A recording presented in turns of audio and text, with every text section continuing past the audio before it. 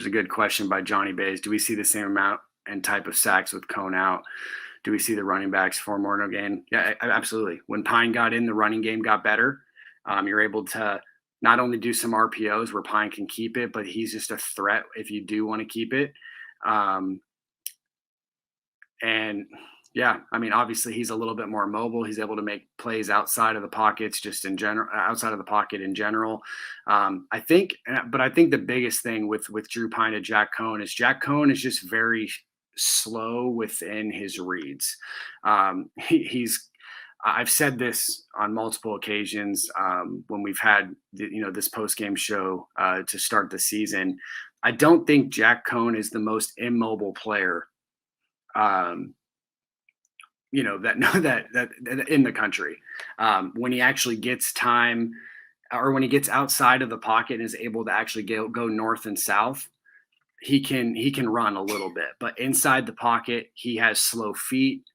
He's slow in his progressions. His first step, when he just needs to make that first read and go, he doesn't make the plays either. Drew Pine, you saw it on numerous occasions in the second half. He gets the ball, he throws it right to his receiver on the first progression if it's wide open, and many times that turned into 15, 16, 17-yard plays.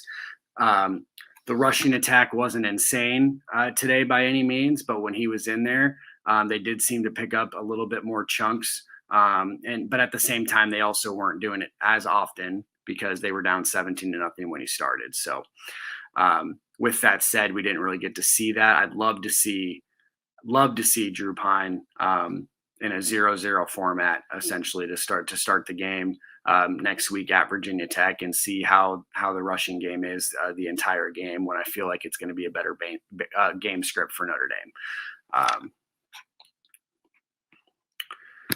Yeah, it looks like a lot of you guys are arguing right now about the Notre Dame offensive line and different things like that. But no, I mean, I think it really goes back to what I said. I'd love to see what Drew Pine could do if the game script is there for him and the rest of the team to be able to, see what can happen. Because right now, I mean, I think there's a couple stats out there that Notre Dame's has run RPO with Jack Cohn on numerous occasions this season, and it's been handed off to the running back every single time. So there's no threat of Jack Cohn keeping that and running. The defense can pretty much just lock in on the running back. The only thing that you might be able to do is if you don't hand it off, you're throwing. So Jack Cohn isn't going to run the ball there. And that really goes back, if you want to throw in Tyler Buckner in this scenario as well, it's almost the exact opposite. There's no threat that he's going to pass the ball, essentially, with the way that they're running their offense. So when he's in the game, yes, could the running back get the ball? Sure.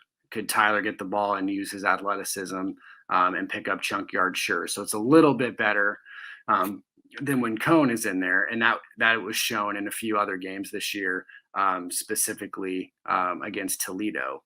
But again, it still becomes a tad one-dimensional overall. And you're looking at, someone like Drew Pine, who might not be as talented of a thrower as Jack Cohn if he has time. He might not be as talented as a runner as Tyler Buckner, but he's pretty freaking good at both.